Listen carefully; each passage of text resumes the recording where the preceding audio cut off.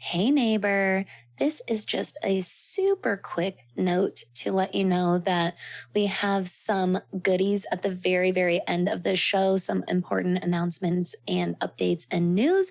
So if you don't want to miss that, make sure you stick around to the very end of the show. And now let's get into our shadow chats. I'm Danny, that witch next door, and you're listening to That Witch Podcast.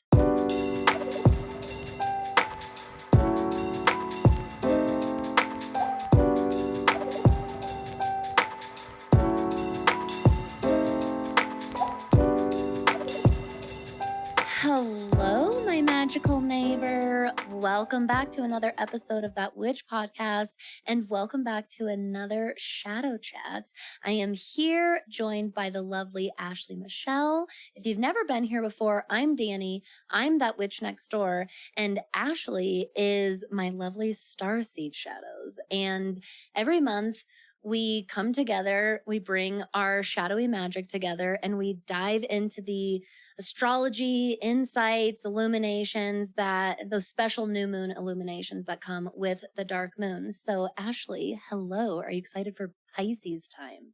Hello. I am. I'm really excited for Pisces. Pisces always brings good energy. Pisces is well aspected, well favored in my chart. I'm here for some Piscean energy. Yeah. I agree. Very crowd pleaser. Everyone likes Pisces. Everyone likes Pisces. That's going to actually end up being one of my questions for you later on, actually, is specifically around that. This is exciting. We have Pisces New Moon happening very similarly to Aquarius New Moon last month, where the new moon is taking place right after the start of the season here. So the sun in Pisces the sun just moved into Pisces on February 18th. The new moon, everybody, you'll be hearing this about 4 days before, if I'm doing my math correctly. Yes, you'll be hearing this about 4 days before. Happy Valentine's Day, by the way, everyone. I forgot that we're dropping this on Valentine's Day, which I think is perfect for Pisces energy, opening up to that divine love. But the new moon is happening just a few days after the sun moves into Pisces, and that new moon exact is going to be Monday, February 20th at 12:05 a.m. Mountain Time.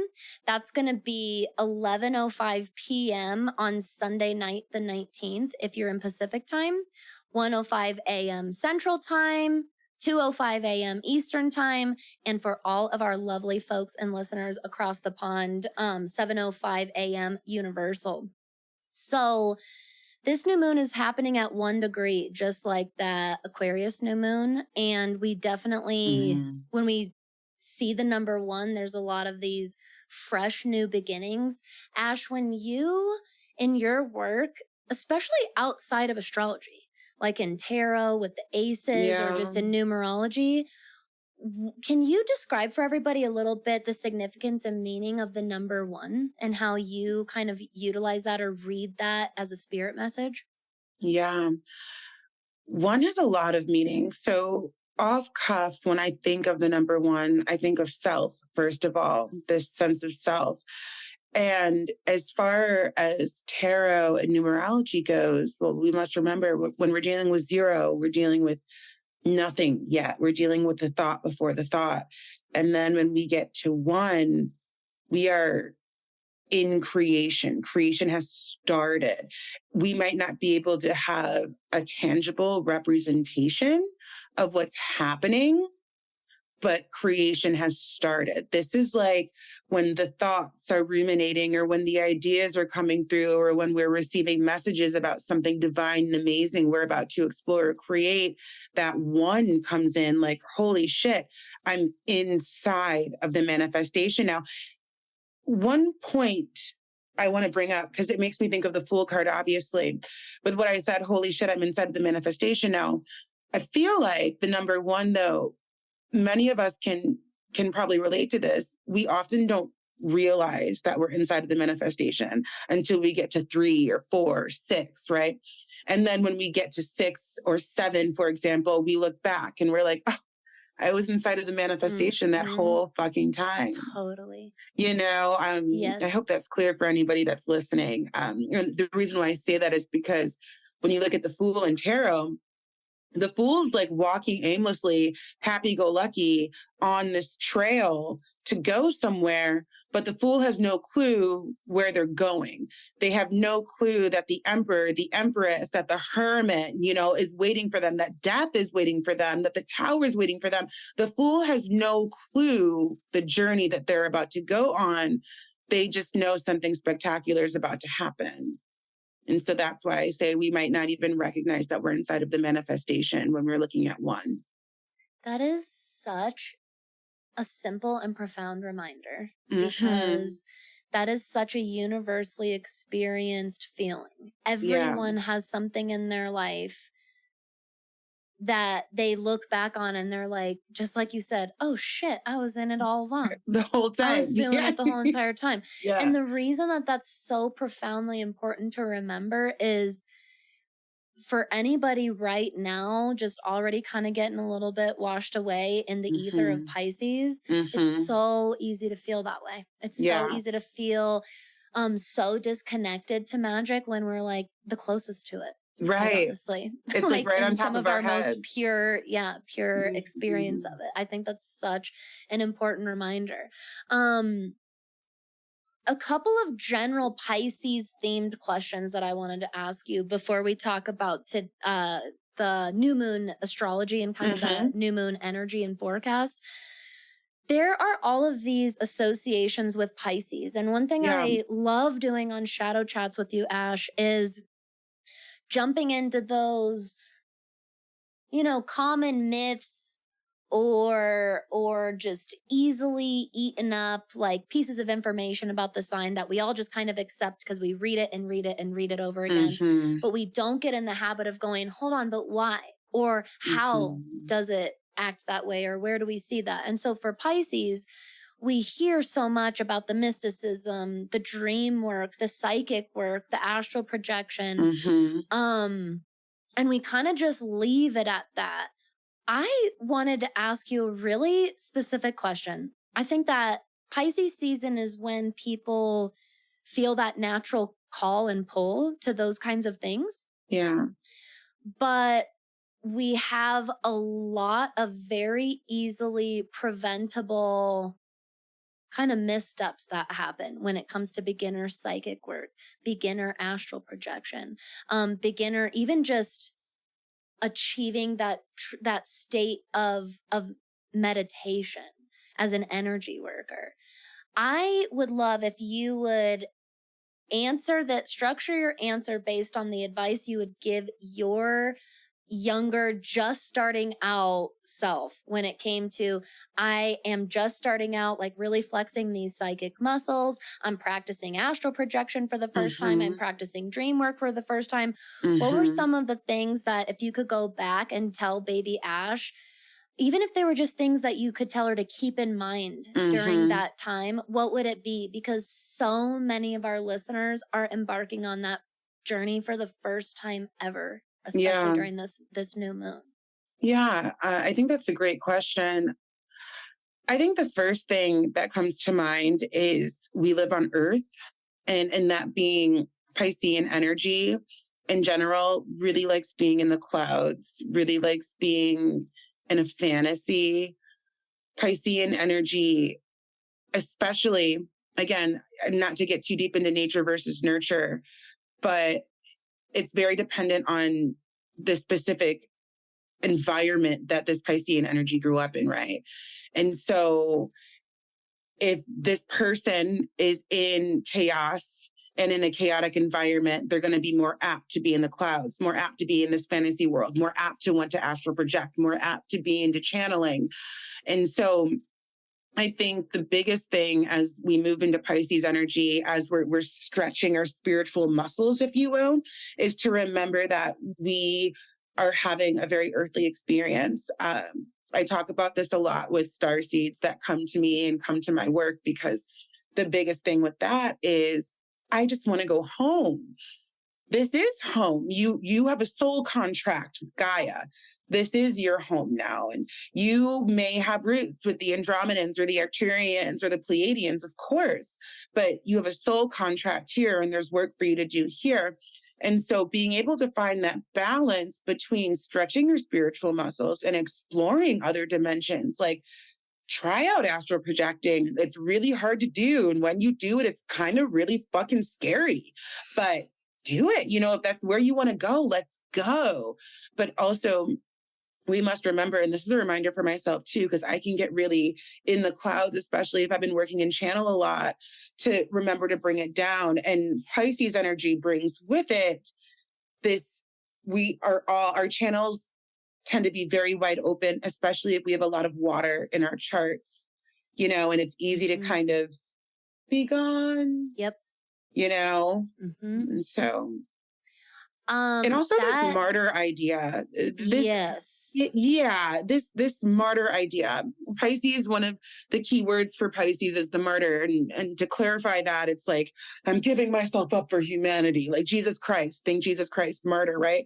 And so this idea, I love Pisces energy because Pisces energy will literally give the shirt off their back for somebody else. But I also can't stand Pisces energy because Pisces will sit there without a fucking shirt. Right. You know, and if it's you or me in the world of Pisces, it's always going to be you. And so I just want people who have lots of Piscean energy and who can relate to what I'm saying to maybe put what you need first and foremost before you look at anybody else. That's like really, really important, my Piscean babes out there. That not only is it so important for yourself, but if you do care about the health of the collective, it has to start at home with yourself. Right. There is no bypassing that. Right. And that is a total Piscean lesson that is learned through experience. And I love that you brought that up because my follow-up question that I thought of while you were giving that answer is, I think that a lot of people are like, dope, I just learned about past life regression. Dope, I just learned about astral projection. Let's fucking do this. Yeah. And there is no grounding practice in None. place. There is protection. No energetic protection. Exactly. No boundaries at all. And this is, quite frankly, everybody, that's a classic Pisces shadow right there. It Having really no is. protection, no fucking grounding, no plan, no boundaries. Pisces is like, but I trust everything. Right. And you really how well can't. Is that serving you? Because there are other dimensions here. There are other beings here. And when you start dabbling in other dimensions, like channeling, like astral travel, like past life regression, you never know what you could come across. And I'm sure the mediums and the mystics listening to this are like, yup. And so having layers of protection and feeling safe in whatever it is you're doing is so fucking anchored is the word I'm looking for. Yes. So when it comes to astral projection, you're supposed to be doing a whole anchoring process before you even attempt to leave your body. That way you know where your body is, you know what's happening before you actually leave your body. You know, it can be jarring when you start working with other dimensions. This is such a Piscean conversation. I love it. I know. I love it. It can be really, really jarring, especially if you've never done it before, because, and I've said this story on my own podcast, you know, the first time that I like fully left my body, when I came back, I had like a full on breakdown, cry. And it was because there was so much validation that everything I had been studying for decades was fucking real. It was overwhelming that like I had this fucking experience. I wasn't on Mama Aya. I wasn't on DMT. I wasn't on shrooms. I had been practicing for a very long time and finally achieved it. And so with that being said, having modes to protect yourself and ways to protect yourself and anchor yourself back in is so important when you decide that you want to dabble in other dimensions and you want to play with strengthening your channel or play in the Akashic records or wherever it is you want to go, you know. So true. That's exactly what I was hoping you'd kind of give us is I want you to get excited. Don't get me wrong. I want you to want to explore. That's the fucking beauty of Pisces is this Right. unending imagination Unending, and readiness to explore everything. Which is why Pisces has the ability to connect with others and with things the way that it does, because it just is so naturally such a gentle heart. Absolutely. And this stuff that Ash is talking about is like non-negotiable. Yeah. It is non-negotiable. The horror stories that you hear about terrifying spiritual experiences come from having poor spiritual hygiene. Straight 100%. The fuck up. Every 100%. Time. That's why if you tell some scary like Ouija board or spirit board story to a seasoned medium, psychic, witch, whatever, you'll notice over and over again they won't flinch really, because they're like, yeah, I know what missteps happened. I know exactly, and they're common. They're the same fucking missteps that happen every single time, and that's how you end up somewhere where you're like, I don't know where I am. I don't know if I even want to be here. I don't know if I even want to be interacting with this thing. And the moment you're in that place of hesitancy, that is where we start to really go awry, especially in Pisces. When Pisces isn't in that trusting pocket and it starts questioning everything, that's where the escapism comes in. That's where that downward spiral comes in. 100%. And PSA, I don't know how you feel about it, Danny, but I don't think any of you all should be messing with Ouija boards. It's not necessary. That's how I feel. My biggest thing is I have this, I don't know if it's from being born on Devil's Night or what. I have this very deep connection to Ouija boards. I don't know if it's a past life thing. I don't know what it is, but there is a deep, deep understanding there with me. And I still would agree with you. And I still would give many people, I wouldn't say, oh, they're bad or inherently evil. I'm saying it's advanced. Most people aren't willing to put in the work necessary. So yeah, as far as a blanket statement goes, any sort of spirit or energy that comes in, because like you said, it is advanced and you have to know what you're doing. And the thing about it is like, there are other beings in other dimensions around us at all times. All the fucking time. So when you're playing with a Ouija board, you don't know what you're doing. You don't know when your house was built. You don't know who died in that house. Like, you don't know anything about where you're at, why you're there, what's happening. You are literally inviting anything to come on in and fuck with you. Poltergeist. You know what I mean? It can be like, what's the word? Like a double-edged sword almost for certain things. That's why, I get it. And again, that's why I say, I want you to be excited. I want you to be excited about exploring the spirit world and the spirit realms, all of that. And I agree with what Ash said. You chose to be a human. You chose Earth to be your home in this life. There are certain boundaries that have to be respected in that regard. And if you're going to walk through that door past those boundaries and leave them behind and have not a care in the world for them, this is where we run into problems. It is not that we're saying any spiritual tool is inherently evil in and of itself. Right. No, we're not saying that at all. Yeah, it's the inexperience. The Ouija board itself isn't evil. It's still just a board. It's just a fucking board. It's still a pen can do some evil. Listen to me. I could write some fucking hurt and pain and damage with this pen. But is it the pen? Is the pen who is evil? No. And no one would think that. No one would say, ban all pens. Don't even hang a pen in your house. If you even see a pen, you're welcoming in the evil, like we do with fucking Ouija and tarot cards. It's so funny. But that's literally what people are saying. You might as well be saying, the notebook is evil. Don't ever use a notebook ever again. No, like that notebook was used for really hurtful reasons. That user, it always comes down to the user. And if you're that's where the mic drop comes. If you're not willing to be accountable, then you shouldn't be doing spirit work. And I'll definitely tell you Pisces energy has a hard time. Yeah, I was about to say. And they're the most spiritual of the zodiac signs. What an oxymoron. But I think what we're tapping into is like the fucking mission, right? Like, what is the essence of these zodiac signs, of these zodiacal energies? And what do we have to learn? So somebody who has tons of Pisces energy is it about finding this balance between accountability and your spiritual hygiene and health? Like, what is it about? What are we learning here? I love that we like Exactly. got there somehow. I know, I do too. And we, as always, we're just like perfectly heading into my next question, because my next question is about the conflict when it comes to Pisces, within Pisces, between open-hearted compassion and healthy boundaries. And we are taught so much in this world through a binary lens that you can't have one without the other. It's all this or none of that.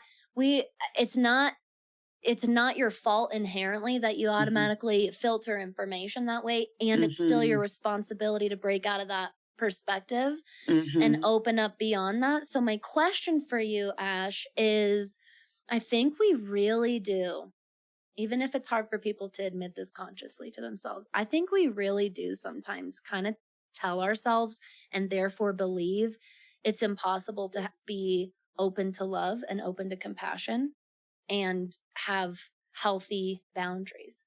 How would you advise, specifically through that lens of Pisces, how can we have capacity for both? How can we achieve and walk through this life, right, as light workers, as these healers, with an open heart and compassion, and have those safe and healthy boundaries for us as humans?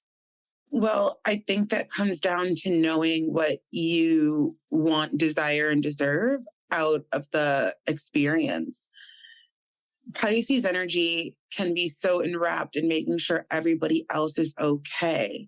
And so Pisces energy, out of all the zodiac signs, I think has the hardest time with boundaries and creating boundaries and having healthy boundaries, right? There oftentimes aren't any.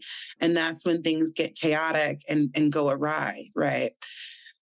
Pisces leans into escapism really heavily, whether it's through spiritual development, whether it's through drinking and drug use, whether it's through random sexual encounters, whatever it is, Pisces seems to often be chasing that next high. And so I feel like when it comes to Piscean energy and boundaries, it really comes down to the self and looking yourself in the mirror and looking at what you like, what you dislike, what you want to change, what you love, and really finding an appreciation for who you are and the body that you have and the life that you lead. You know, we spend so much time focusing on what we don't have, so much time focusing on why we're not enough, so much time not appreciating the experience for exactly what it is. And I think that's one of Pisces' biggest hangups, because Pisces is always looking to the other for that sort of gratification. I think that's why there's such an issue with boundaries and with like, I just want to be loved. I just want to be liked. What do you need? What do you need? Let me give you what you need so that you're okay, so that they don't have to look at themselves. They don't have to look at what's going on with them. I think the boundary starts with themselves. How can I keep myself safe? How can I make sure I'm showing myself respect and love and appreciation?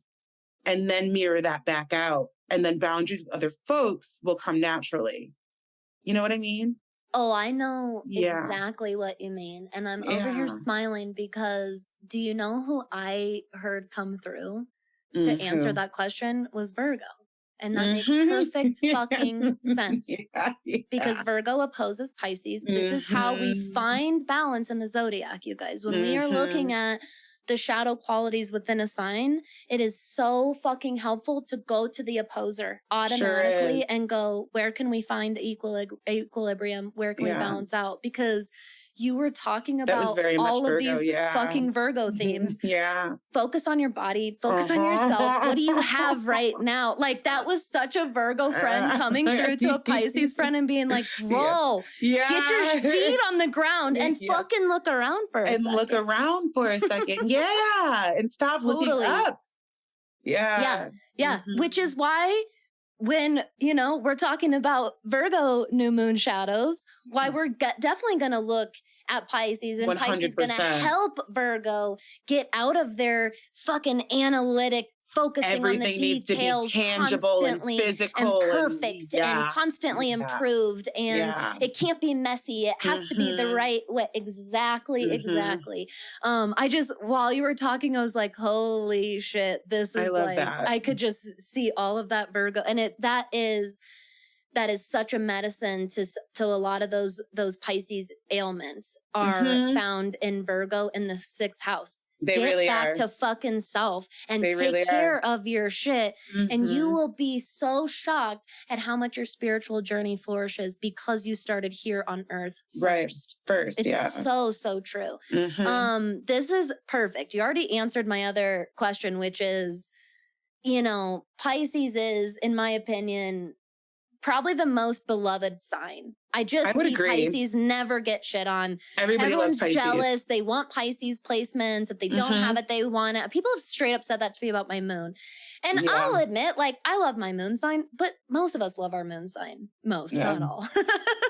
I mean, I'm not, it's our moon sign. Like, I'm not complaining about my Pisces midheaven. Yeah, see, like, exactly. Like, I love it. And you very well went through a lot of those shadow sides of Pisces very naturally in those answers, where we are not all fucking sunshine and rainbows here.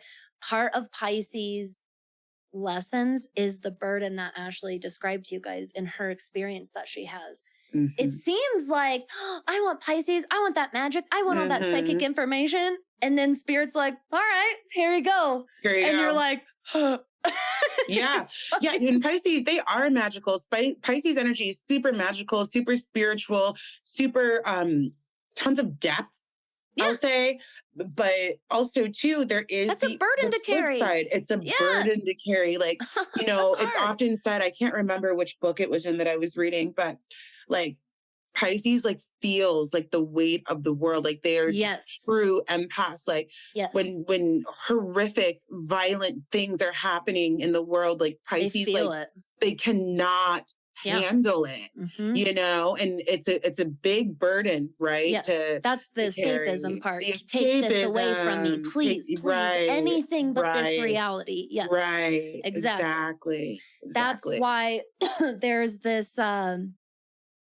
There's nuance to every single one of the signs, right? There's these strengths, there's these challenges, and it's that dance of finding that harmony in between. So I want to ask you about some of these super juicy aspects that I found fascinating. So first, right off the bat, everyone's going to be talking about this. This new moon in Pisces is at 1 degree of Pisces, which means the sun and the moon are at 1 degree. But everyone's also going to be talking about Saturn, who is at 28 degrees of Aquarius, only 3 degrees behind. Will you let us know a little bit about what you're feeling when it comes to Saturn's presence during this particular new moon? Because we had Saturn presence taken into consideration with the Aquarius new moon, but that's so different. Saturn is a ruler of Aquarius. Aquarius is such a different fucking vibe. Saturn is it's almost a juxtaposition energy coming in here. How do you read into this? I actually just did a post about this on Instagram today. Just because I've been obviously just like you looking at the astrology for the year. And I'm really excited to see how Saturn functions in Pisces in general. Oh my God. I could not agree more. I've been talking about this on the podcast a lot. So I agree. Excited. I'm very intrigued. I mean, look at the last couple of years. We had Saturn in Capricorn. They were like, yeah, let's get shit done. And Saturn Aquarius was like, okay, I'm still fucking with you. This is going to be fascinating. Saturn's looking at Pisces and Pisces looking at Saturn. And they're both like, I know. We don't really play together. I know. It's going to be really fascinating. And the way that I'm looking at it is Saturn gets to take a motherfucking beat. And Saturn should take a beat. Saturn's been doing a lot of work lately. So, you know, Saturn is discipline, timing, you know, more discipline, structure, systems, all of that, you know, like nose to the ground, get the shit done. You did it wrong, you do it again and do that on repeat, rinse, wash, repeat. And then Pisces comes in, and Pisces is just so fucking flowy and airy, and this is what we're doing and how we're doing it. And so when you're putting these energies together, the way that I'm looking at it is finding structure in your spiritual practice and finding your spiritual practice in your structure. As plain and simple and direct as I could put it. Those folks out there who are, by the motherfucking book, where can we take a beat and breathe a little bit? And those folks who maybe want to create a business out of their spiritual practice, or maybe want to start taking it more seriously, but they're all over the place and they don't know where to begin, right? How can we implement some of those Saturnian themes into creating financial freedom, into creating more reach for your gifts, into perfecting your gifts even, right? I can't tell you how many mediums and channelers I've met that have no clue that they're a medium or a channeler. And then I'm talking with them and I'm like, babe, you got something going on here that you got to figure out. You know what I mean? So that's how I look at it. And I'm super curious to just talk with some of the Saturn and Pisces babes over these next couple of years, and I agree, and see how their Saturn return is hitting for them. I'm sure you're like me and you have done your fair share of Pisces Saturn return readings. And to kind of prepare, I've had a good amount of clients in the last about year solidly, but up to a year and a half, where they're they've been studying astrology. They know about the Saturn return. They know theirs is coming. How can I be prepared? How can I be preventative about, this big giant thing that everyone says is so scary, which everybody does say it's scary. And it's not that we don't look back and say, damn, that was definitely a Saturn return. But scary is definitely the wrong word for it. They're tower moments. I think of a Saturn return as one huge tower moment or a series of tower moments. But people also think the tower card is scary, and it's not scary. We want a tower moment. Burn that shit to the motherfucking ground. That's how I feel about the tower card. We learn best through experience. That's what Saturn teaches us. We don't learn best conceptually, no matter how much we want that to be, no matter how much we wish we learned the most effectively through just learning information. The truth is, the most effective learnings, because we're humans on Earth, is through human experience, which is why Saturn signed up for that job as experiential teacher of the cosmos. Honestly, I'll take that badge and I'll take that hard fucking job and do it, because it has to be done.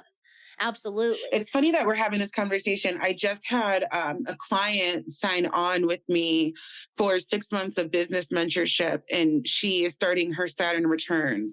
And her biggest goal with me is to scale her business. So kind of going back to adding structure and systems to things that maybe feel all over the place. I just kind of put that together in my head as we were talking. I love that. Yeah. This is, what's funny is I love that you brought that perspective to it, because where I have been approaching it and seeing it lately, this upcoming Saturn and Pisces cycle, I was just telling my students a couple weeks ago at a call, you need to be aware of the amount of people during this cycle that are about to go looking for spiritual answers. Yeah. This Saturn and Pisces cycle is going to turn a lot of people on outside of this community, people, outside of this spiritual community. We're talking in the mainstream. We're going to see it you think we're already seeing it? We're going to see it everywhere when we see It's a spiritual revolution. Yes. It's going to be huge. Saying. Exactly. Have you heard of the revolution? I should make a t-shirt. You should make a t-shirt. I think one of the most important pieces of advice when it comes to this is you never signed up to be anyone's priest. It is not your job to fucking prove that spirituality exists, that source exists, that astrology is real. I want you to know you're about to get so many fucking people in the next couple of years that come to us because they sense it on us. You've got this knowledge, you've gotten in the coding. Not only of that, the cosmos. our lives are going really fucking well, and there's probably because aren't. We practice those finally, things. Yes, exactly. Right. And they've been watching, lurking. Yeah. I think about about the folks that like watch my Facebook stories. Like, you guys have been lurking on my Facebook stories for how long? It's going to be a matter of time before great Uncle Bob is like, Ash, let me get some of that juice you got over there. Yeah. And you know what? Bye, Uncle Bob. I want it. I want you to want it. I want you outside of this. Yeah. Outside of this industry, I want you to get excited about spirituality and source and connecting with your intuition. I want all of that. But I want to remind all of my sweet, wonderful babes here in this neighborhood that it's not your fucking responsibility. Even if that person is like really, exactly. Even if that person is a really important person in your life and you really love them and unless they want to pay you. Sure. But also, like if they but even if someone's paying you, Ash, you know you've had clients like this where you get to a point with a person where you're like, this can't come from me anymore. Yes. There is a point where it cannot come from anyone outside of you. Like, I can't do the work for you. No. I can give you all the meditations, all I can't give you the realization. No, I can't give you the epiphany. No, I can't do that. I can guide. I can provide a fuck ton of awesome resources. I can definitely give you validation and support. All of those things, notice, we can do with healthy boundaries. Those are all things we can do with compassion and still say, this is where my capacity ends with that. I see a lot of people taking that on in this cycle coming up. Well, I get that a lot in channeling when I'm working with people with channeling, because, you know, channeling is still this like very like, whoa, what's happening sort of thing. Yes. Almost like a trick. Like, how do you do that? How do you do it? And, you know, I can't tell you how many times I'm like, babe, we all have the ability to channel. This is about trusting your channel. This is about trusting you. You know, you got to trust what's coming through and continue to practice, continue to ask your guide and trust what's coming through. I love that you said that, because there's this non-trust in self that comes through. And I think one of Pisces' big hiccups is not trusting themselves as well. That's a Pisces hiccup too. Yeah. Totally agree. And you know who does really well at teaching you how to trust yourself? Fucking Saturn.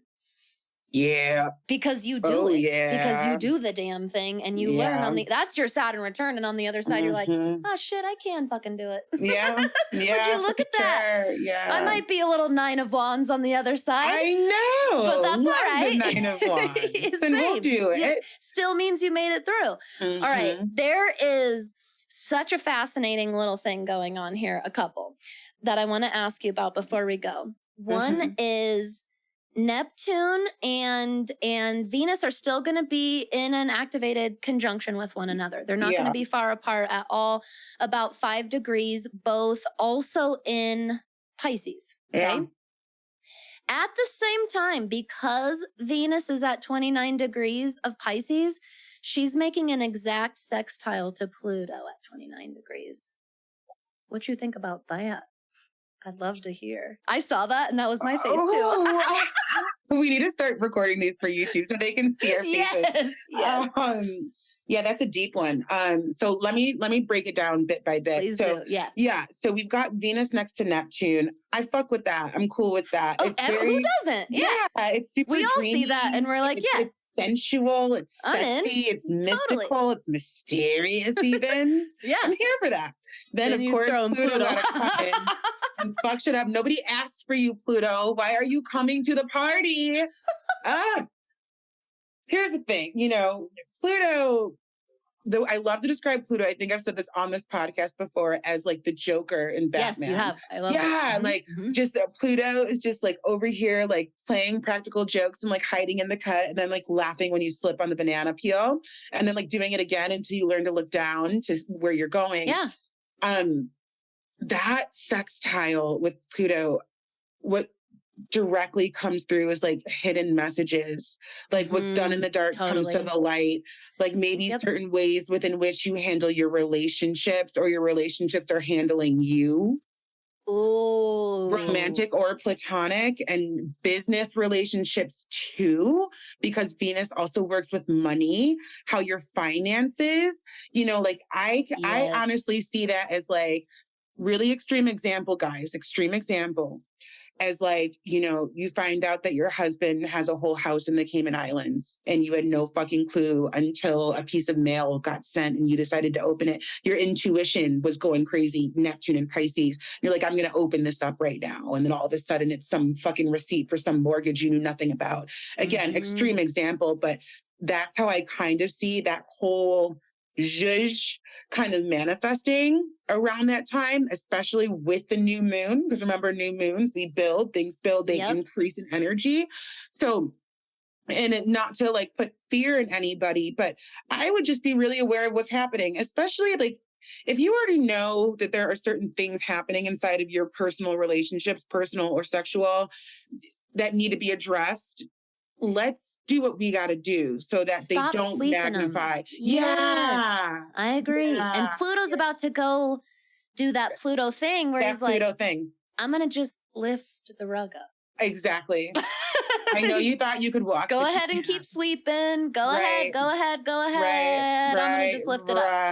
Right. Yeah, that sex style. Exactly. That's an interesting one. And that's a really perfect example. I love that you used a really exaggerated example because we can all somatically, which is so Piscean, feel that. Yeah. We can all feel what we can empathize instantly with an extreme example like that. And what I love about it is even though that Pluto reveal is like fucking knife in the gut. Yeah. Maybe even a twist. You might have already gotten stabbed. Exactly. It might be a twist of the knife, for all I know. Exactly. But that is Pluto. That's a tower moment. That shit had to come burning to the ground. Would you honestly look back and say, I wish that I never would have found that and he could have kept having this separate life in the Cayman Islands? Exactly. No. Because and if Pluto's you did choose also that, about regeneration. I have an opinion about that, but well, that's right. And that's the thing. Well, Pluto's also about regeneration too. The other side of the coin. So like Pluto will break you the fuck down, but will also build you up. Like you need to be broken down to be rebuilt up. Yes. So like you said, I would want to know if my fucking husband had a house in the Cayman Islands. Let's sell that shit and give me that money. Right. That's why. That's why I love the Joker and the banana peel because in that example, it's like, I mean, did you have to keep fucking putting the banana peel there? And Pluto's like, did you have to keep constantly not looking where you were fucking walking, bro? Would you rather that? Exactly. That's that what I'm Pluto getting at energy. It's bittersweet. There are those lessons that you look back and you can't help but say, no, I needed it, but damn it. Damn. That shit stung real bad. That stung real bad. But I'm better for it on the other side. And so oh, no, go ahead. No, I was just going to say, being very better for it on the other side as we get ready for this new moon. This is, again, what you had touched on, Danny. It's just really about, we know when there's certain shit we got to clean up at home, in our business, with our finances, with our partners, with our children, whatever, with our bosses, with our employees. We know where there's little pockets where I've been avoiding this for a long time and I should probably deal with it. And so this would be the time to deal with it or it's going to deal with you. Boom. Pluto. That's Pluto. There is no avoiding the Plutonian. You can, so you long ago when we first met, do you remember when you introduced me to Stephen Forrest, astrologer? Yes, I love him. Because at my reading with you, you were like, you have to go listen to the Indigo Children. And that was the first time I ever listened to him, which if you have the same Capricorn stellium that Ashley and I do, the Saturn, Neptune, and Uranus and Capricorn, you're one of the Indigo Children. Go look it up. You will not. It's amazing. It'll change your life. I fell in love with his style at that very first video. And I would just really appreciate the way that Stephen Forrest delivers hard information, which is so important in an astrologer. So important. It is. So I started reading his book of Pluto. Ooh, how is it? And it's exactly how you can imagine. It's beautifully dark in the best way. It's exactly what we all need. It is. I'm finishing a book right now. It's exactly what we need. One. You will love it. It was $10 Especially with on Pluto Kindle. Into Aquarius. Exactly why. So that's actually why I started reading it, because my Aquarius North Node is at 2 degrees in my 6th house. And Pluto will be moving there in 2025 and will be exactly conjunct my North Node in my 6th. And I I've been also have a having North Node a in little bit of Aquarius. anxiety about that. That's a lot. That's a lot. It's I'm a not gonna lot. lie. That's my same year that my death card year is. And so if you struggle with, death-related anxiety like I do, I definitely thought, and maybe I will, guys. Maybe I'll call my own death right now and I'll die in 2 years. Danny, okay. But this is why over here getting a little morbid. This is why I have to. This is why I did this spiral, and I was like, you know what? I know what I stand by. I'm a daughter of Pluto and Hades. I'm gonna lean in instead of run away. And I shit you not, like the moment I decided that, Ash, I was on Amazon, literally, you guys, looking for combs, hair combs, not looking for books. Okay, I was Googling or searching for combs. And somehow what pops up is this suggestion of this book from Stephen Forrest. I can't remember what the book was because I clicked on it to read about it. And the first suggestion was his book of Pluto. And I smashed that fucking purchase button faster than I didn't even get the combs. Yeah. And I just got the book and started reading it. And I'm so fucking glad I did, because that's why I'm able to be laughing in dark about it in this, like, I got to this point where I was like, where I was like, you know what? I am gonna die. You're gonna die. Everyone listening to this is gonna die. And I know that's hard. I know that's heavy and that's this thing. But one thing that I think that we're really learning, and I think that we could have the potential to learn from, especially this new moon with this Pluto sextile, that fear of death and our attachment to it is a human thing. And I have had this great revelation about that in the last couple of weeks since I started reading the book, because I was like, you know what? My higher self, when our higher selves looks down and we cast our charts with our spirit teams and we choose our incarnation and lessons and relationships and map out the deaths we're going to experience, all of these things, do you think that our fucking higher self is like, oh no, let's avoid death? No, it's a part. It's a part of the whole entire. It really design. is. It's cyclical. I don't know. We've talked about this on, I think it was like last year's Scorpio new moon or something. Ooh, I have a weird obsession with death. Like, I'm just really fascinated about like what happens. Like, I don't know. It's so fucking weird. I'm not afraid of it. I'm more just like, you're curious. Whenever it does, I'm so curious. Like when it does happen, I'm just going to put all my intention in remembering exactly how this is happening. So like wherever I go. I love that.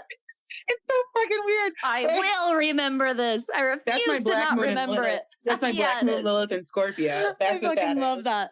That is so fucking weird. Amazing. I love that. My Pluto makes an exact on the degree exact trine to my Pisces moon.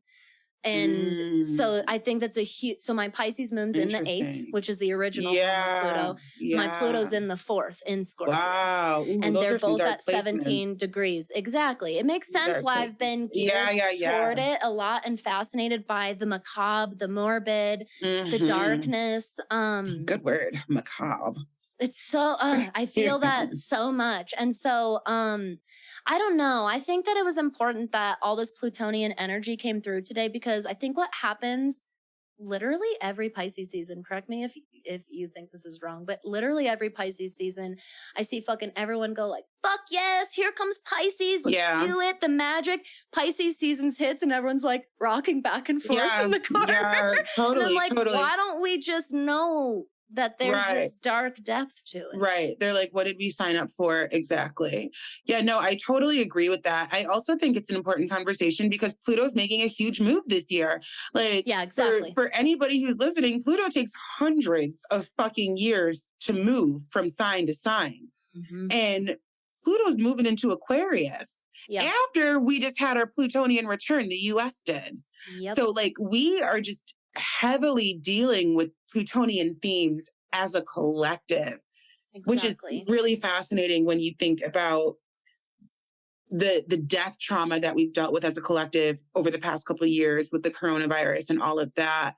And then this Plutonian energy coming in. You know what I mean? It's really interesting just to see how all We're of seeing this the is death of a lot right manifesting. now. Yeah. Systems, structures, Yeah. things that need to have their Trump. tower moment. And it's still, yeah.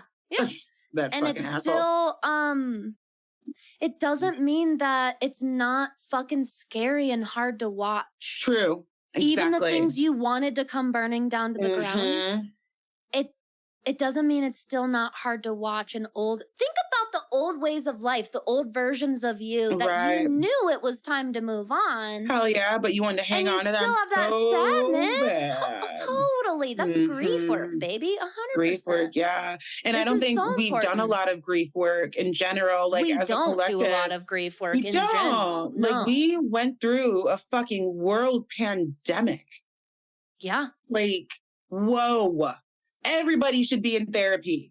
It completely changed everything. Everything. Forever moving forward. And this is not debating on like where it came from, who it came from. I'm not talking about any of that. Factual, like this thing was so big and happened. It changed the trajectory of where everything. We were going. Yes, exactly. 100%. Or at least, here's what I think. I think that we have always been on the trajectory we're supposed to be on, but we had expectations on where that trajectory is going, and that's what's shifting. And that's what's it's shifting. Not going the way we think that right. Our perceptions. Yeah. Yeah. I totally feel that. Totally.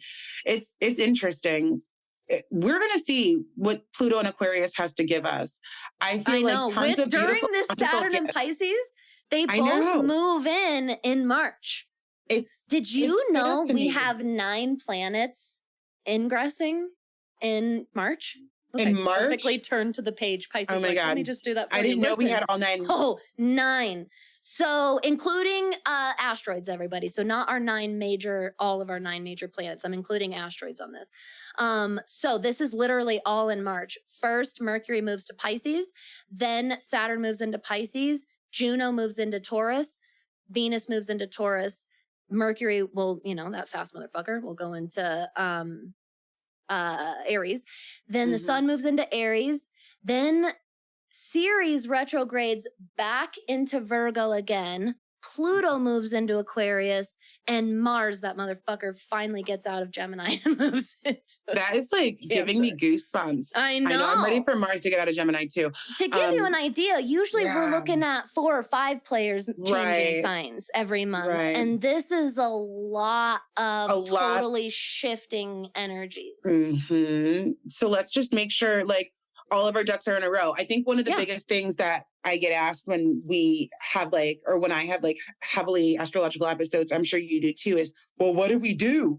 Right. And and well, I personally believe the first thing you do is practice self-awareness, because everything starts with you. And so many of us are not very self-fucking aware, as so many of us. So notice when you are reacting to a certain situation in a way that is not how you want to react. Notice when you're feeling triggered. Notice when it's time for you to sit down and relax. Notice when you're overworked. Start with you, and that'll kind of give you an indication of what needs to happen and what tweaks need to happen for you to have a smooth month, smooth year. I love that. And my answer to that question, what would we do, would be pay attention to your spirit messages and trust your fucking gut. Yes. Trust your gut. Honor yourself. When Ash says start at home and start with the self-development journey, that means honoring yourself. Yeah. And not doing all this self-development for nothing, so that when push comes to shove and you first get tested in, can you stay rooted in this conviction for yourself and you fold instantly? Right. Right. That's defeating all of this beautiful work that you're doing for yourself, for you to just abandon yourself immediately. So how can you, throughout all of these shifts, where it will feel like everything is changing? I think that's what it's going to feel like. I think it's going to feel like so too, in the best way, though. Exactly. That's why I love how we both kind of reacted that differently with our signs. Yes, I loved your anchored, because even when it feels like everything is constantly changing around you, how are you staying rooted in yourself? Right. Totally. And how are you honoring yourself? I just did a post about this too. We're so go, go, go, go. The patriarchy did it. And even though we are very rooted in our spiritual practice and our spiritual identities, I'll say, I have noticed this idea of go, go, go has seeped its way into our community. Like, like if we're not on YouTube, if we're not podcasting, if we're not on TikTok, like if we're not always creating content and doing all these things, it's almost like we get forgotten about. And the one thing that I've been leaning into so fucking heavy is just like, when it's an HBO and pot night, it's an HBO and pot night. And I'm turning the phone off and I'm not going to feel bad about it. And that's what I'm doing. I've just been really honoring rest cycles and observing any guilt I might feel around those rest cycles and working to alleviate that, because that is just patriarchy filled pressure, you know? That's so important. That's so important to remind everyone of. And I think that was a really beautiful quote for the Saturn and Pisces cycle coming up. Honestly, that's very what much that made me think of. And I think that if we could maybe start that now, maybe that's a great way to like practically use this new moon. Is how can you honor rest cycles more? How can you just be observant of how you react to rest cycles and how you respond to them when they come about? That's beautiful. I love this. Was a very, very channeled episode. Very much so. Very Pisces, I feel like like I had the outline and and Ashley never knows what the outline is. I just always have a few notes here. And we just kind of naturally flowed through it. Pisces has been having some big, big messages for us. And it makes a lot of sense. You have tons of water in your chart. Yeah. And I'm Pisces midheaven, and you are too. Cancer rising. You're Cancer rising. Cancer rising, right? I have a lot of water in my chart too. Yeah. We all in our millennial generation have Scorpio and Pluto. And so we all have this deep inner knowing, and it's time to stop fucking doubting that. And going against that. That's been some of our biggest lessons today too, is to fucking trust yourself and honor yourself. Very much so. If we all did that, look how beautiful that would be for all of us. What sort of world would we be creating? Oh my God, how beautiful. I love this. Thank you so much for being here on what a Valentine's Day. I know. We went fucking deep. So I hope all of you guys take this into your date night tonight and you just explore all of these Piscean depths with your partners. Definitely. All the love, all the connection, even if that's just within yourself. Take yourself out tonight. Fucking masturbate. Do it. Get after it. Yes. Thank you so much, my dear. I always love having you. You are so welcome. I love you so much. And thanks, guys, for having me. Yes. Thank you, everybody, so much for your time today and every day. We are always so appreciative of it. We can't wait to hear all of your experiences on the other side of this Pisces moon. I hope you all have a beautiful rest of your week and start to Pisces season. Make sure you stay safe, have fun, and stay magical out there. All right. Now, before you go, thank you so much for listening to today's episode of Shadow Chats. Isn't Ash just the best? This was such a good one too. I love getting into all the Pisces magic with Ashley. So one thing that I wanted to potentially start doing is offering our kind of housekeeping and news and announcements for the end of our episodes. Mainly because we haven't done that before and I want to try something new. We've definitely gone over our updates and such at the beginning of the show many times. And I figured at the very end of the show would be perfect because anybody who cares about all the updates in our little neighborhood is probably sticking around for the end of the episodes anyways. So this is the spot where you're going to find things like the neighbor highlight, the school bulletin, and all the haps there, and any general updates that I have for the neighborhood. So first update that I have is about the neighbor highlight. So I mentioned this on Moon Day, February 5th, last week. Yes. And I was not thinking at all when I said, I'll ask everyone a question on the episode, and then I'll read you the answers on the next episode. And I didn't take into consideration at all the way in the schedule in which I record all of my episodes. And there's not enough time in between to be able to do that. So what we're going to do for the neighbor highlight to make sure that we get as many submissions as possible, and I can actually get those and record them and put them into the episode and get them into editing and then get the episode scheduled ahead of time. What we're going to do is we'll do this about once a month. So I'll ask a question on the same day that I read everyone's answers from the previous question. And this will be about 3 or 4 weeks in between these. We'll do it just before the full moon, most likely, or right around the full moon. It just kind of worked that way in the calendar. So please, please don't hesitate to submit if you have not already. It is not too late. The question was, when was the first time that you really felt like a witch, like an energy worker, a person that works in the spiritual realm, if you will? So if you didn't already get to answer that prompt, I am already loving reading some of the answers that's coming through. And please, it's not too late, like I said, to submit yours. You can submit your answer to thatwitchnextdoor.com/conjurethatwitch. This is the best way to contact me outside of the show. I read these emails personally. I'm the person reading them and responding to them. Okay. So the only thing I ask is that we try and keep our submissions relatively concise, only so that I can read as many answers as possible on the show. And as far as our other kind of housekeeping goes, our little updates and the haps and everything that's going on, that witch school has just been amazing. February has been lovely to us.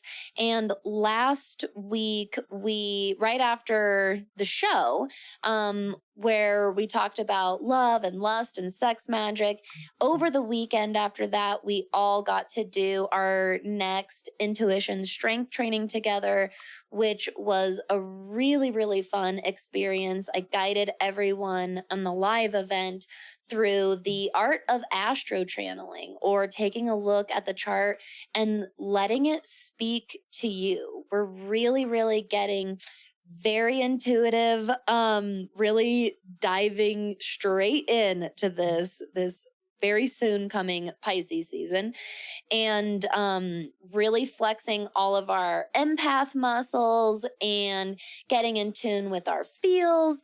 And I'm loving guiding everyone through this work. And I'm so overjoyed to see so many people having such big connections and profound experiences for themselves. And so this week, what we got to do, yesterday, we had a live guest workshop hosted by my wonderful client, our very own full-time student, tarot reader and adult model, Mary Sue. And she hosted an incredible workshop on the Lover's Tarot, aka reading for relationships, which is just one of the biggest challenges as a tarot reader. Honestly, whether you're reading for a relationship for yourself or for somebody else, it's just so challenging because it's such an emotionally charged connection. It's very, very hard to keep your emotions in mind and set them aside to get a really, really clear reading. So this was a profoundly helpful and beneficial workshop for our students of all tarot and card reading experience levels. This really has nothing to do with being a beginner or not, or if you've never ever given a relationship reading. Even if you are a very seasoned relationship reader, I think that having this conversation in general and getting some new perspective on it is wildly beneficial. So the replay for that is up and available for my full-time and my part-time students. And then everyone, including our next door neighbors in that witch school, also received my quickest cartomancy class, which is essentially this super easy, digestible PDF download of getting started in tarot. And there are a lot of really, really helpful tips on there when it comes to decks and cleansing and shuffling and all of those basics that everyone is curious about at the very beginning. If you feel like you're overwhelmed by Google and the internet and how to do all of those basics, look no further. This is a super, super helpful lesson. Again, that is available to everyone in that witch school. So for just $5 a month and up, you get this really, really, really helpful resource. So if that sounds like something that you would like and you haven't already joined us, make sure you head over to thatwitchnextdoor.com/conjure-that-witch. And thank you so much again for sticking around and hearing our updates. We've got lots of new and fun and exciting things coming to the neighborhood. So making sure that you're on the email list, you're listening to these updates and these announcements. You really, really want to make sure that you're sticking around because you do not want to miss out on all the fun and all the magic. So thank you all so much again for sticking around, and I can't wait to see you again next week. Bye, everyone. Thank you so much for listening. If you enjoyed That Witch podcast today, I would be super, super grateful if you would take a moment to head over to Apple or Spotify and leave a rating and review. It really helps to support the show. Or if you just have a friend that you think would enjoy what we're doing, what we're talking about here, you can just share the show with them as well. Now, if you yourself like what you're doing here and you want to get more into the magic of the neighborhood, I highly recommend checking out my monthly membership, That Witch School. It's kind of like a witchier, more interactive style of Patreon subscription where you can enroll at a tier level that fits your lifestyle and budget. You can get instant access to all of the bonus content that we've already done, as well as all of the future amazing to come bonus content that we'll be doing in the future together. There's exercises for strengthening your intuition. There are loads of resources for studying astrology and learning your birth chart. We've got guest workshops, bonus episodes, exclusive discounts, and so much more. My full-time students also get exclusive access to Mighty Networks, our private online community platform, which is basically like a way better and way more magical social media platform with a bunch of really cool people like you that just want to learn from and support one another on this witchy spiritual journey. If this sounds like something that you would really enjoy, head over to thatwitchnextdoor.com/enroll and explore the tier level of That Witch School that would fit you today. Now, if you have any questions after the episode today, any inquiries, show suggestions, anything you'd like to share with me, you can head over to thatwitchnextdoor.com/conjure-that-witch. Remember, I'm just always right next door. Thank you so much, and I'll see you next episode.